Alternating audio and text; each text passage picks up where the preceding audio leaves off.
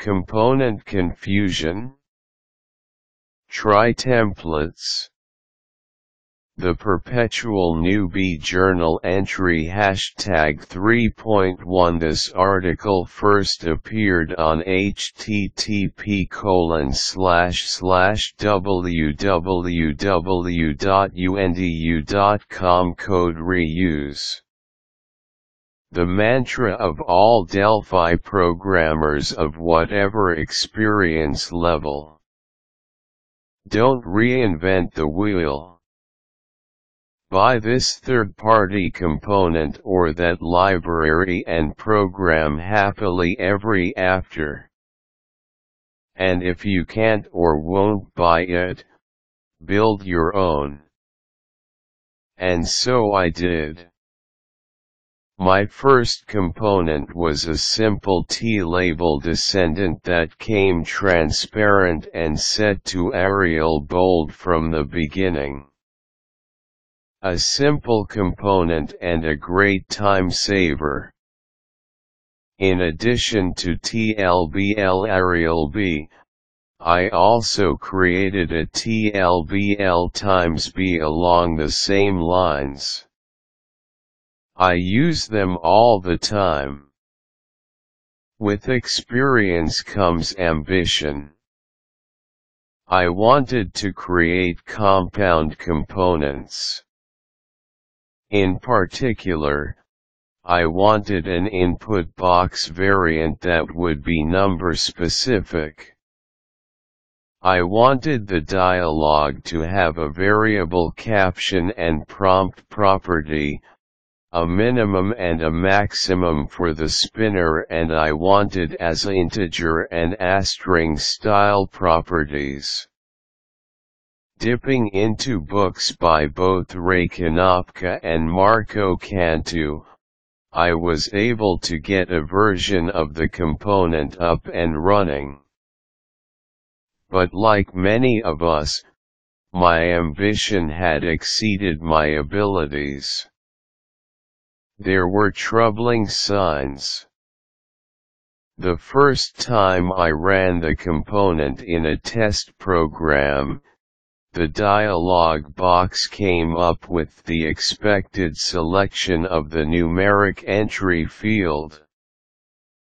But the second time, the OK button was the selected control, and the third time it was the cancel button.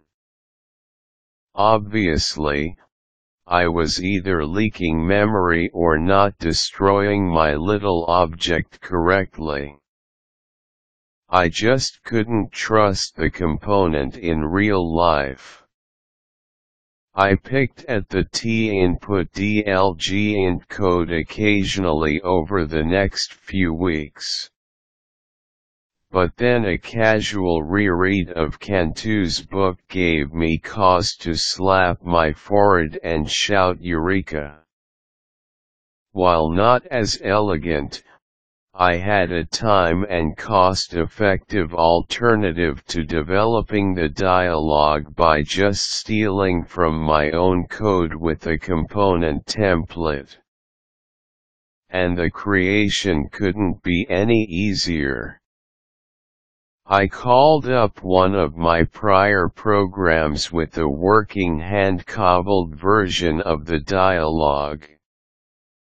I selected all the items on the form and then went to Components, Create Component Template on the menu. I accepted the default location on the palette of templates and changed the icon to a bitmap I had designed for my precious tinput.dlg component. I changed the default name of TLabel template to tinput.template and hit OK. My creative wizardry requirements were at an end. In my current project, I created a new form named finput.dlg to call from the main form. I went to the template palette and dragged the brand new TInputInt template to the form, and it instantly filled the form with all of my carefully created objects. I could have changed the text to whatever I was going to use in that specific program, but I left everything unchanged. In my main program, I created a code inside template that I called idleGuy.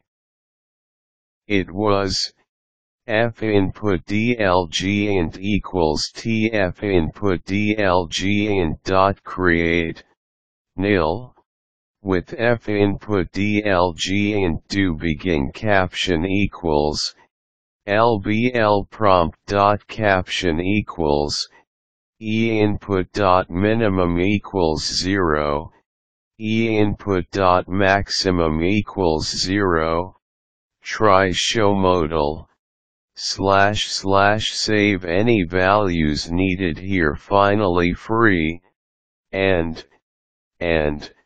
having saved the form into a common library folder rather than the application folder. I now have the closest thing to a component I can want, without much effort. Sure, I'd like to solve the flaws in my own component. And I will, in time. But in the meantime, I have working code reuse. And that's a time and money maker. It should be noted that the use of a common library form placed in a central location is an example of code reuse without the necessity of creating a component or even a template. That's because this example was a self-sufficient dialog.